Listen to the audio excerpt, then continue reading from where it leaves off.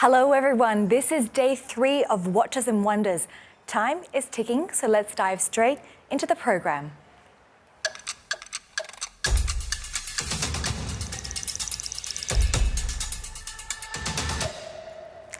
Welcome to the morning show of Watches and Wonders. I'm Olivia Chang, and every day I'll be bringing you inside the wonderful world of watchmaking. Now, it's been 2 busy days and we want to share you the schedule for the day ahead. As we said all week, we just want you to sit back, relax, make yourselves at home, and most importantly, enjoy the show.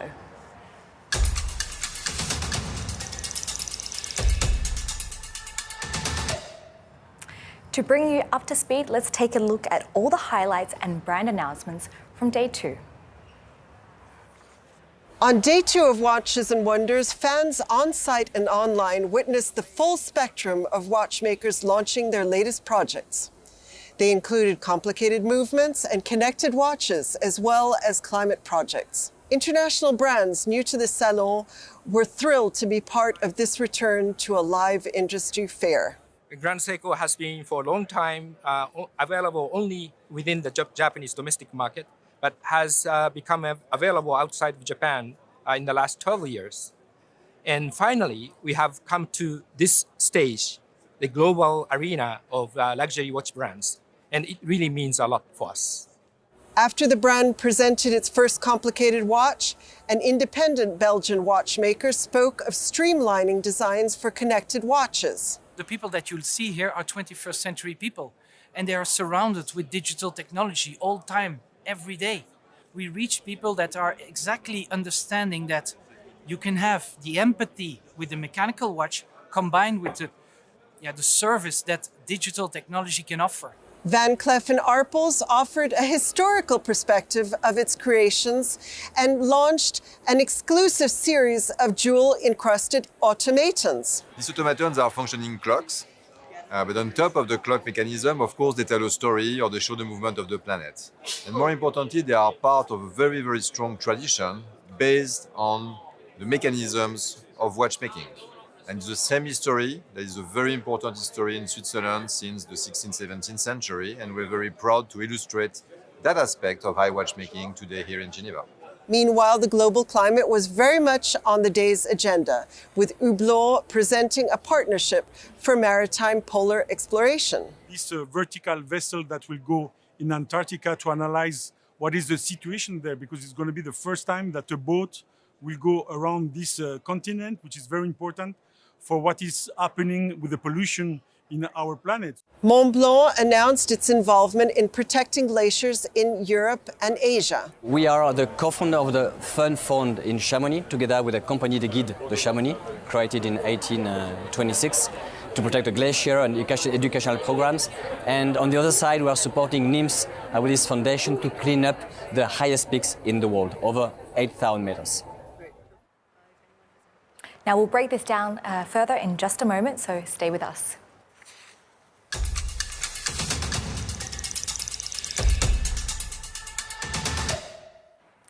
Delighted to welcome Robin Swithenbank, freelance journalist, writer and editor, is joining here with me today. We just saw a recap of day 2. Your thoughts and impressions? Good morning, Olivia. It's lovely to be here. Good morning. I think the watch fair is back. This is the conclusion that we have to reach from what we've seen from that VT.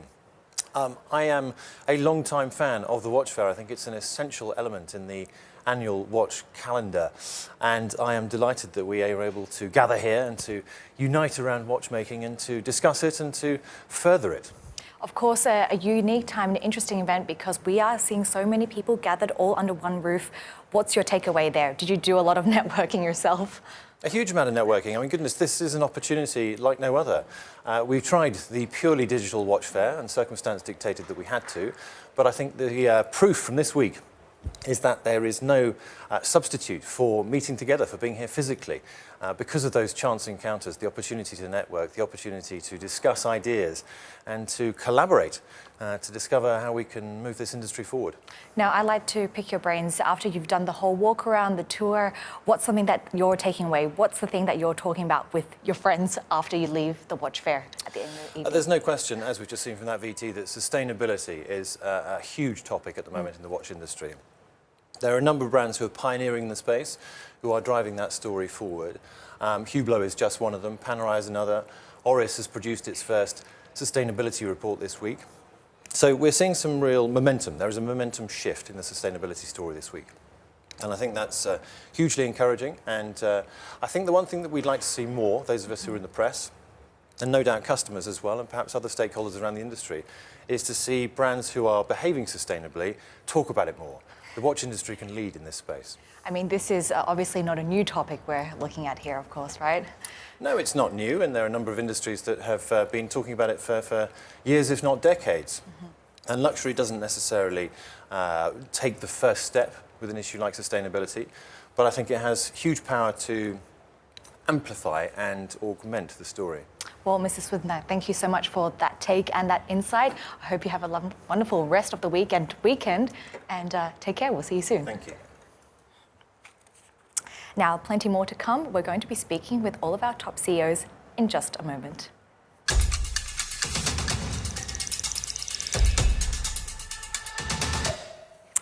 It's time now to take a view from the top, and what a way to start with Laurent Dorder, Hermes Horloger CEO. Good morning.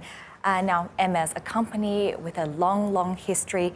Tell us where the company stands right now in terms of watchmaking. Well, I think that Hermes' ambition for watchmaking has always been the same, be at the same level as the best brands in terms of quality and technique, and bring something new and something different in terms of style, in terms of fantasy, in terms of creativity, in terms of humor sometimes, in terms of communication territory also. So that's our path. If you had to identify these factors for success, what would those be? As for any other Hermes products, know-how first. We have to master know-how, because if you want quality, you have to master it internally. And our vertical integration over the last 15 years helped us in that way very much. But this know-how is only at the service of a special creativity, otherwise what for? And so the success of the latest launch over the last 2 years, I'm thinking about H08 for men, or Heure de la Lune, or this year, Arceau Le Temps Voyageur, are great, promising products. Maybe I would add authenticity as a key point to explain the success of our products. So we do what we say what we do. Walking the walk and talking the talk, right? So since your arrival at the show in 2018, you have been proposing special scenographies. Just tell us what you have planned for this year in particular. We always have a scenography, have a collaboration with an artist every year, corresponding to the masterpiece of the year for us. So this year, again, we worked with Sabrina Raté, who is a Canadian young lady, digital artist, featuring, since we are presenting a travel watch, Arceau Le Temps Voyageur, traveling time, a scenography, a digital scenography around her vision of time. So 12 different Google Earth importation, let's say imports, but digitally masterized according to her will, and that you can see all over our booths and all over our windows. Wonderful. And how do you feel about this partial return, face-to-face return at Watches and Wonders? We've been asking everyone about that. I'd love to get your take. Just simply, we are happy, so happy to see people, smiling people, and not just a bunch of heads behind a screen. So it's a strong pleasure for us, but of course we also think about those who could not attend yet the Geneva Fair. So every day, we organize a live stream session on the platform to speak and to present the collection directly to the people and to answer their questions direct for them to be here with us. Yes, I think a lot of people are taking advantage of this moment that everyone is here in the same place. Finally, for 2022, what would be the key messages that you would want to share if you had to identify just a few? I don't know if it's a message, but it's probably a theme. Every year, Hermes is talking about a theme. This year is lightness. And for us, lightness for watchmaking is more like traveling, travel watch. So traveling means encounters, bringing back people together, open-mindedness, discovery, escape, inclusion. So this is our theme this year, and our latest novelties are embodying that message. And I think it's a very fitting theme for this year's event, right? I hope. Well, You'll tell me. yes, I will. So, Mr. Dode, thank you so much for joining us today. It was a pleasure. Thank you again, Olivia.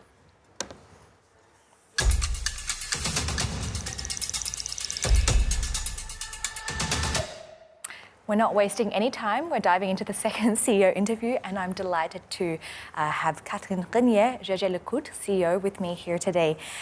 The Maison is embarking on, shall we say, a new adventure this year, and you're tracing the origins of timekeeping. Tell me why you decided to focus on that. And I think we might need a history lesson here. Yes. Good morning, Olivia. Very happy to be here. You're right. We are going back in time this year with Jaeger-LeCoultre. In fact, horology, watchmaking, and astronomy have always been very intertwined. You know, we say that the first watchmakers were the first astronomers because man measured time starting by looking up at the sky, looking at the stars and the movement of the planets. This is what we are giving back today as a history lesson, as you said, to our public visiting the fair and visiting the Jaeger-LeCoultre Salon. So you will discover all the ancient tools that started the measurement of time. In fact, they are the ancestors of watches and clocks. Sundials, astrolabes, telluriums, how times were measured back a few centuries ago. And now, of course, we have our wristwatch and our clocks that are displayed this year on the Salon and paying really tribute to the beautiful celestial phenomena. And I want to stay on this. What can we actually expect from the Stellar Odyssey exhibition and its journey around the world? We've seen the booth already. Yes. Give us an insight. Well, a lot of heritage, a lot of education, a lot of learning, innovation, and craftsmanship. As you will tour the exhibition, you will learn a lot more about the history of time and its relationship with watchmaking. You will discover the secrets of constellations. You will go also in a light and sound show to really immerse yourself in this beautiful celestial phenomena. And last but not least, you can enjoy a cocktail from our alchemist, Mathias Giroux, to really end your journey in the perfect atmosphere with a mix of plants and infusions from the Vallée Joux. I think you just got the attention of many people watching around the world right now. You have to stop by. So tell us, how does this celestial theme really translate into the timepieces themselves? Yes, well, in fact, of course, celestial phenomena have inspired Jaeger-LeCoultre for over almost 200 years. This year specifically, we pay tribute to the constellations and to the shooting stars and bring this phenomenon into our wristwatch. So this takes the shape of complications for man, for woman, but also of objects and decorative arts with Atmos clocks, a clock that runs on the variation of temperature since 1928. And this year, this clock has a tellurium with the rotation of the Earth, the Moon, around the Sun, giving you really the annual and daily cycle of the planets. You've done so much research there. How have astronomy and astrology actually played, a more broader role in Jaeger-LeCoultre's history? Yeah, well, we've always been very inspired as watchmakers by astronomy, as I mentioned earlier.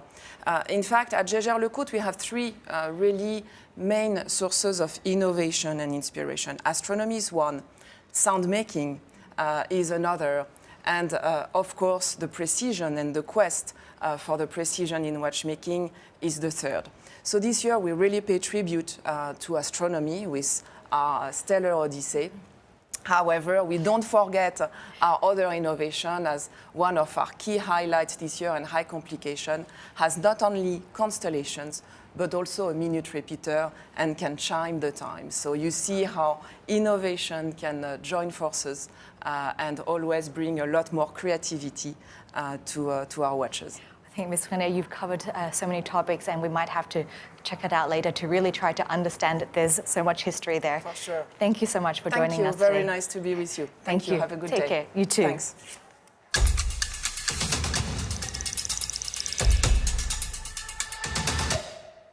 Now, I am delighted to welcome our third CEO guest of the day, Nicolas Bos, President and CEO of Van Cleef & Arpels.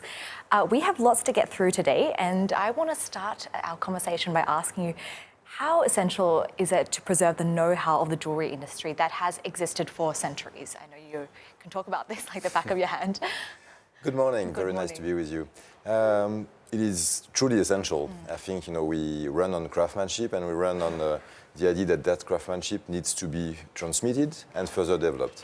And today, and probably in the last few decades, let's say, it's been paramount to not only attract younger people, new generations to these crafts, to make them discover the history of our craftsmanship, to make them appreciate what we do, and sometimes to generate a willingness to join that world and to embark on that journey and to become craftsmen. So what initiative have you actually taken on board to showcase the jewelry profession, especially to younger people? But very simple initiative, which is really to show and to share. So for instance, a few months ago in Lyon, which is a very, very important region in France in the history of bijouterie, so they say they wear jewelry, and also fine jewelry. We initiated a program together with a few high schools to make some young students, 13, 14 years old, discover our métier, our craftsmanship. So together with some partners, suppliers, manufacturers, and some schools of jewelry and fine craftsmanship, we went to the schools, we gave lessons, and we brought some of these kids to our workshops. And actually, most of them had no clue of what we are doing. They thought it was really, a craft that was not for them. Some of them were coming really from underprivileged areas. Yeah. And, I think we have a few that are going to become jewelers in the future. And I think that's what you wanted, right? Exactly. So they took math and French, and then in between the jewelry workshops, correct? Exactly, jewelry and precious stones. Okay, so the craftsmanship of Van Cleef & Arpels is actually going to be on display very timely at the Homo Faber exhibition in Venice in April. Share more information with us on that. We're very, very glad to join Homo Faber for the second time. I think that the Michelangelo Foundation is doing a fantastic job actually promoting crafts at large. And so we'll be joining in Venice for a specific presentation centered, I'm not sure I can reveal it, but let's do it. Center for us on the zip necklace. It's a functional zipper that has been created in the 1950s. So we're going to give away the secrets of the zip necklace to the visitors. And that's starting very soon, I believe, right? Very soon, 8th of April. Wonderful. Big plans for the company. In 2022, you're going to be expanding the School of Jewelry. Tell us about the new campus. Where is it going to be? What's it going to be like? The School of Jewelry is celebrating its 10th anniversary this year. And actually, to celebrate that, we're going to open a new campus in Paris, a second one, and a brand new campus in Shanghai, in the very historical area of Huaihai Road, in a building called the Twin Villas that was built a century ago. It's a beautiful Art Deco building that's going to offer classes, exhibition, talks, research programs. And the idea is really to develop the understanding and the appreciation of jewelry and, in a wider sense, of decorative arts. What are your global ambitions for this school? I mean, bringing it to Paris and then to Shanghai. What's next on the map? Many places. It's an international initiative. So we have some permanent sites. We have also some nomadic versions that go to the Middle East, to Japan, to United States, with always the same idea, to really give access to the widest audience, to our world, which sometimes is considered a bit secretive or intimidating. And I think at the end of the day, your main goal is for people to go in, walk out, and be inspired to take up this profession, correct?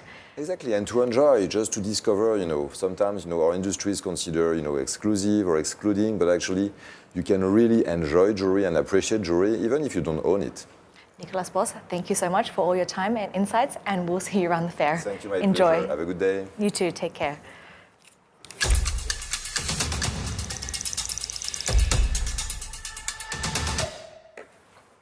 Now, you all know what time it is. It's a time where we get up close and personal with all the watchers. And once more, we have our panel of experts. And if you want me to refresh on your memory, I will do that. To my left, I have Carson Chan. To my right, Joanna Lange. And of course, Gianfranco Richel. And Joanna's going to do the honors of showing us the watches today. I'll do my best. Carson, we have 7 watches to get through to. Don't want to waste any time. So why don't you tell us about the first one from Chanel? And I think this one we have to talk about the material. Absolutely. So What you're looking at is the brand new Chanel 12.2 movement. This is the J12 edition. Now, we know that in 2019, Chanel has done a renovation of the J12. Actually, more than 80% has been changed, but the watch can remain quite, looks quite the same, but a lot of details have gone into it. This year, they have built a brand new movement for this 33 millimeter smaller case size. Now, having a smaller movement, it's not something simple. Gianfranco, tell us. Absolutely. To made it smaller, some people could imagine, just reduce the parts. No, absolutely not. You have to rebuild everything, starting from the power management, from the friction. So it's really much more sophisticated to reduce a movement for a few millimeter difference. And the movement, let's not forget, this is COSC certified. So it's not just a fact of reducing the movement for the sake of the case size, but this is having a maximum deviation of just 10 seconds per day. So that's a real feat for this. And you can admire the beautiful movement from the backside, how it's designed specifically for Chanel, so that makes a kind of additional pleasure in knowing it's a mechanical movement. It is iconical design. And Olivia mentioned about the material. Yeah. What Joanna is holding right now is white ceramic. Yeah. I think if you're feeling fabulous, white ceramic is definitely to go for. But they also have a black material. Don't forget it. Yeah. The different moment in the day, up to you to change black and white. This would definitely brighten up my day every day. So the white brilliance of the ceramic, of course, ceramic is completely hard wearing. It has this beautiful polish that stays really shiny through time. It's also resistant against UV light, against anything that your daily wear is going to take you to. And yeah, it's... Well, we know what Joanna's going to get. I think so. I take it that she's feeling fabulous. Okay, Carson, next one is from Hermes, and I think this one might be attractive to those who are globetrotters. Yes, because... Are you? I used to be, I'm still globetrotter. I think I'm the only one from Hong Kong here. Yeah. Okay, Gianfranco, you need to help me with this. This is the Hermes, and I'm going to try to say the name in French. Okay, the Hermes Arceau Laiton Voyageur. That's good. Better and better. Yeah? In 2 weeks, you will be excellent. Now you're going to have to say it in Cantonese. Okay, continue, please. This is a stainless steel watch, and look at the case. The case has a very interesting asymmetric shape to it. Now, I don't mean left and right, but if you look at the top part of the case and the bottom part of the case, it's very, very unique style. Don't mistake that this style is new. It's actually designed from the 1970s. Tell us a little bit about the movement. Yeah, I think the function is the main point, right? With this kind of function, which gives us an additional information. Joanna? Yeah, let's take a look at it, because of course when we're traveling we have this beautiful time display which is showing us the time with that little tiny red triangle. I'm not too sure if you can pick it up for you sitting at home, but there's a little red triangle on that smaller time display. So that's the one we need when we're traveling to great countries, when we get the chance again very soon, I hope. And on the circumference of the dial, then we have, not forgetting our loved ones at home, so we have the home time in a 24-hour clock, because we don't want to waken them up at opportune times. And with the 24 cities then denoting all 24 time zones around the world. And all that on a beautiful imaginary map inspired from the skull scarf designed by Jérôme Collard.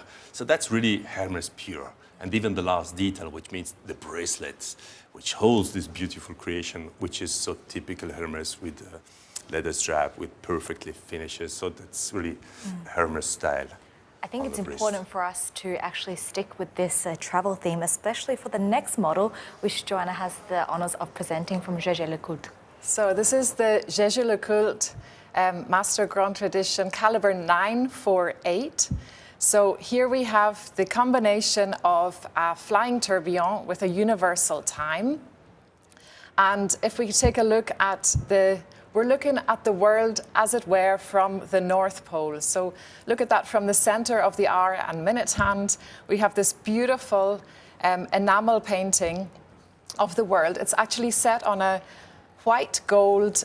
If you can see that, it's actually cut out so that you have the longitude and latitude lines, so showing us the map of the world. And we have the flying tourbillon at the 6 o'clock position. You see it turning around, making its rotation once per minute. But not only that, it will also circle the dial. It will circle the world once every 24 hours. So you're really like sitting on a star over the North Pole. We call that the Lambert view of the globe, and looking down this beautiful tourbillon rotating. I love, by the way, did you see how the ocean is a translucent enamel with a guilloche pattern symbolizing the ocean? It's really 3D dial. This is the depth. I'm trying to get it here, but the actual 3 depth of the dial is really amazing. And by the way, to achieve the depth, I think it's the Champ-Levé. Oh. Okay, now you're gonna have to say travel time in Cantonese. Tell me.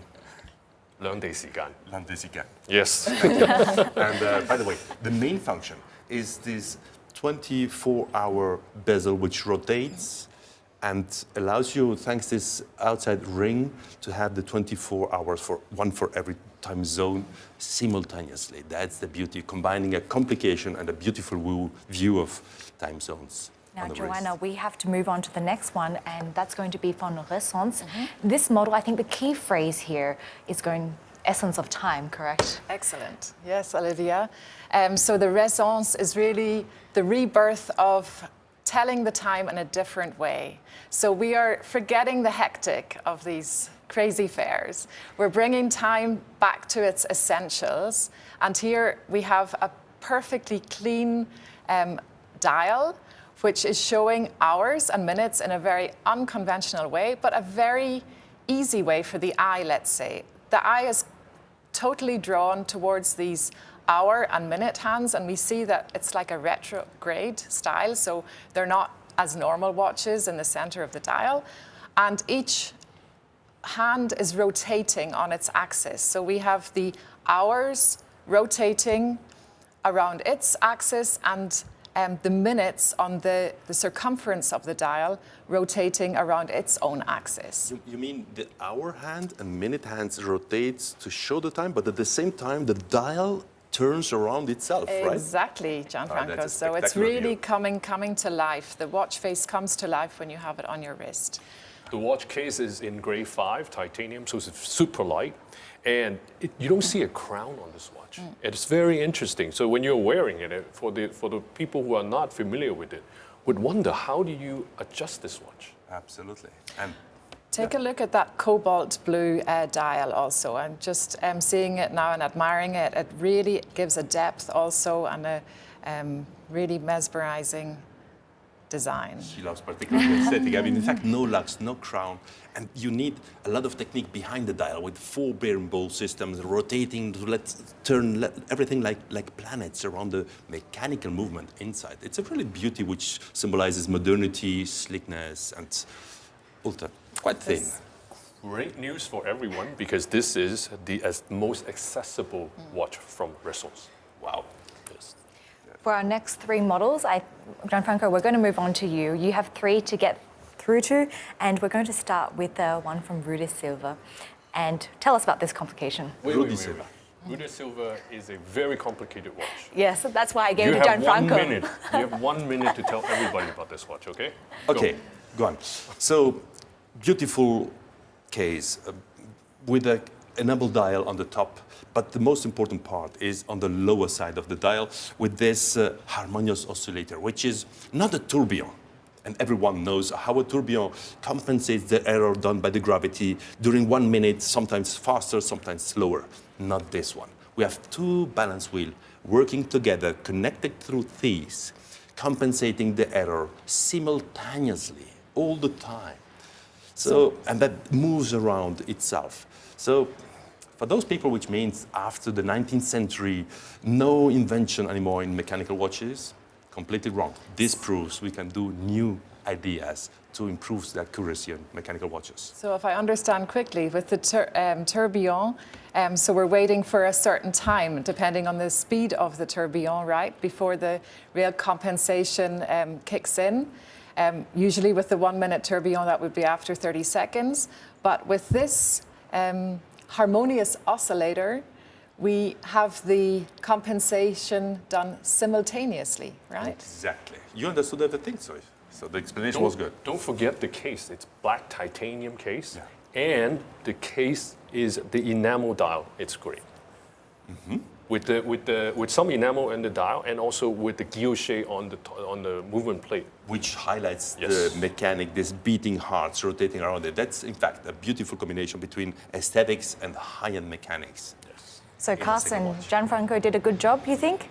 It's okay. It's okay. Good I'll student. do a few days to practice it. Well, we have the Tudor one coming up.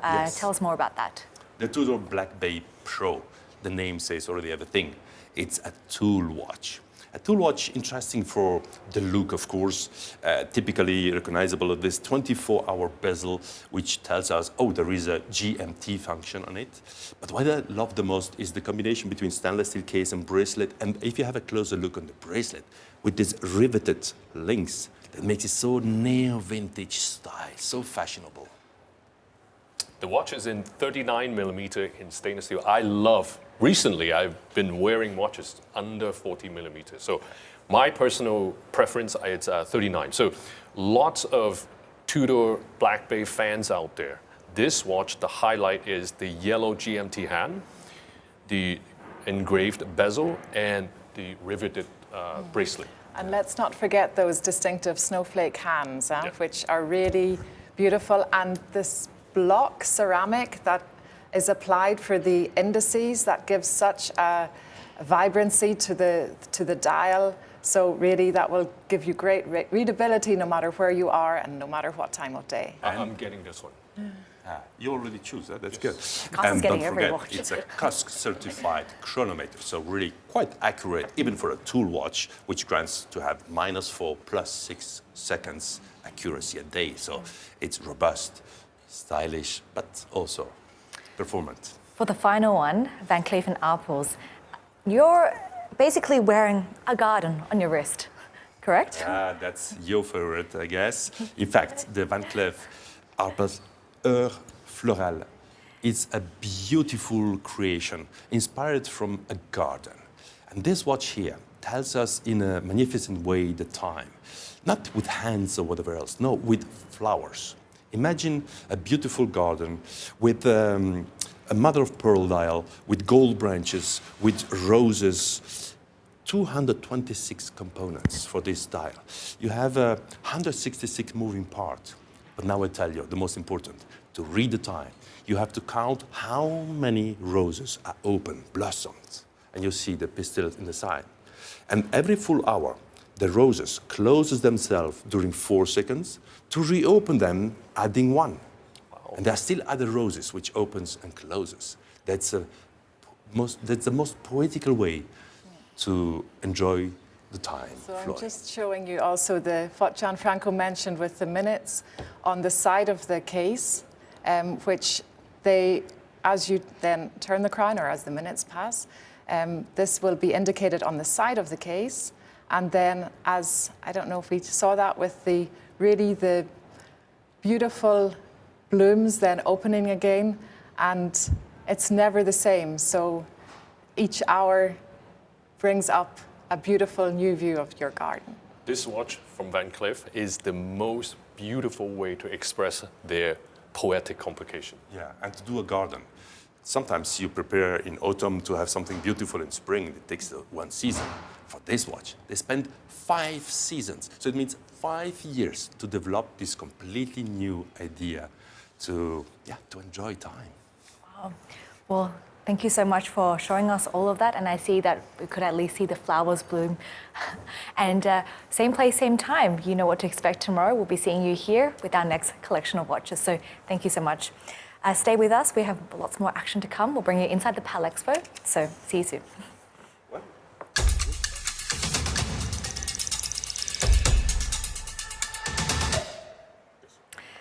Now, as mentioned, we're taking you inside the Paddle Expo to get a taste of the action so you can enjoy it no matter where you are sitting from around the world. Tanya Koenig is joining us.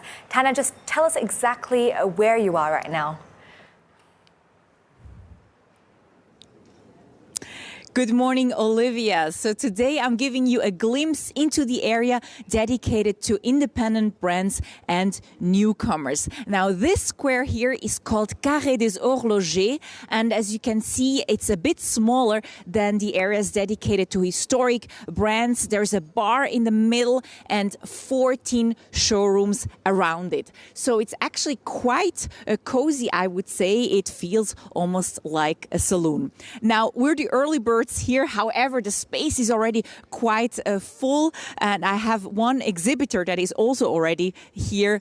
He is here at Laurent Ferrier, so I'm going to catch up with Robert Bailey. Hi, Robert. Good morning.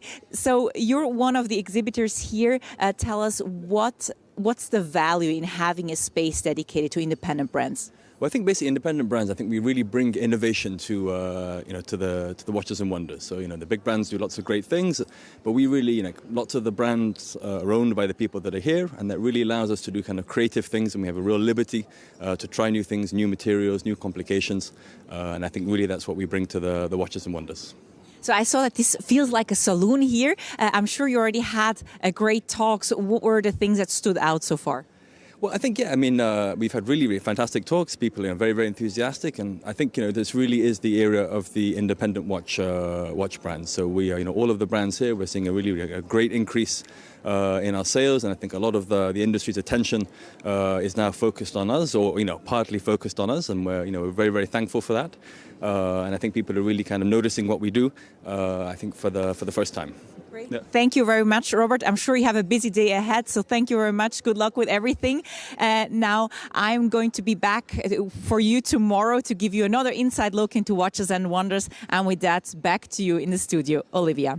Thank you so much, Tanya, for sharing that with us. Now, stay with us. More to come. We're going to take a look at the panel discussion of the day.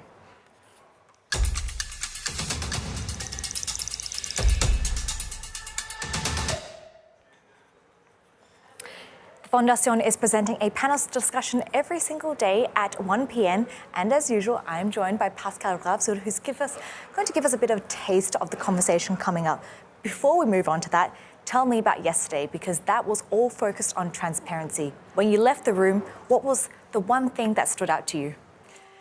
Being exposed. Actually, the watchmakers, to embrace really a transparency policy, they need to be exposed publicly and show vulnerability, which is something that is a complete cultural change. And so I think this is the one thing I would take away from the discussion of yesterday, but also the fact that collaboration needs to be enforced, because putting together a transparency policy takes time to implement.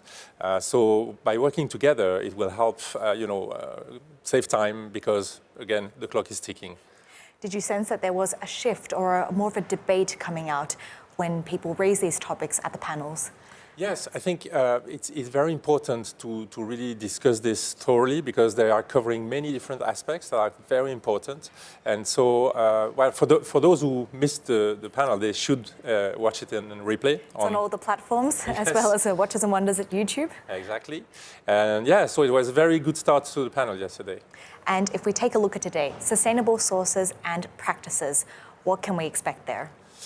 Sustainable sourcing is one of the big aspects of carbon footprint for the industry, for the luxury industry, but for the watchmaking industry as well. So it's very important because what we call the Scope 3 emissions, which are the indirect emissions from our suppliers, the whole supply chain is actually more difficult to control. So it's going to be a very lively and interesting discussion as well. Wonderful, Pascal. We know where to find you, 1 p.m. at the panel discussions. Thank you so much for that. Thank you, Olivia. That's all for our morning news wrap-up of day 3. There's still plenty more to come later today, and just for your information, we do have big keynotes coming up from Trilob, Hermes, Jaeger-LeCoultre, Panerai and Zenith. And of course, don't miss our late show. That's going to be at 6:30 with Ariane Accorte, and she's going to give you all the highlights from the day. So I'll be back here tomorrow morning. My name is Olivia Chang. Take care and see you very soon.